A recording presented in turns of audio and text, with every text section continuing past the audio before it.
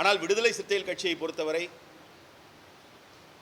அது போன்ற ஒரு நிலை இல்லை.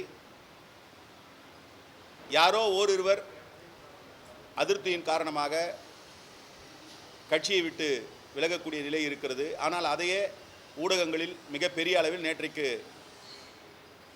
கட்சியிலே சட்டமன்ற உறுப்பினராக இருந்தவர், மாநில பொறுப்பிலே ஊடக மையத்தினுடைய முதன்மை செயலாளராக இருந்தவர், அவர் ஒருவர் கட்சி மாறிய பொழுது பல்லாயிரக்கணக்கானோர் விடுதலை சிறுத்தைகள் கட்சியிலிருந்து விலகி இருக்கின்றனர் என்கின்ற ஒரு தோற்றத்தை, ஒரு செய்தியை பல்வேறு ஊடகங்களில் பதிவு செய்து ஒளிபரப்பி வருகின்றனர்.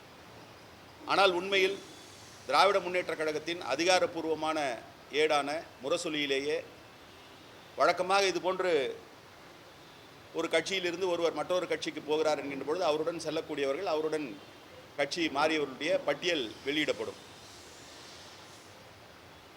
மேலெழுந்த வாரியாக 1200 பேர் இணைந்திருக்கிறார்கள் என்கின்ற ஒரு தோற்றத்தை ஏற்படுத்தி, அதுவும் 1200 பேரும் விடுதலை சிறுத்தைகள் கட்சியை சார்ந்தவர்கள் என்கின்ற தொனியில் செய்திகள் பரப்பப்பட்டு வரக்கூடிய நிலையில் முரசொலியிலேயே விடுதலை சிறுத்தைகள் கட்சி உள்ளிட்ட என்கின்ற ஒரு தலைப்பை போட்டிருக்கிறார்கள். அதற்கு பிறகு அவர்கள் வெளியிட்டிருக்கக்கூடிய செய்தியில் உள்ளே சென்று பார்த்தீர்கள் என்று சொன்னால் ஒரு 4 பேருடைய பெயர்கள் மட்டுமே விடுதலை சிறுத்தைகள் கட்சியை சார்ந்தவர்கள் என்கின்ற செய்தியை பதிவு செய்திருக்கிறார்கள்.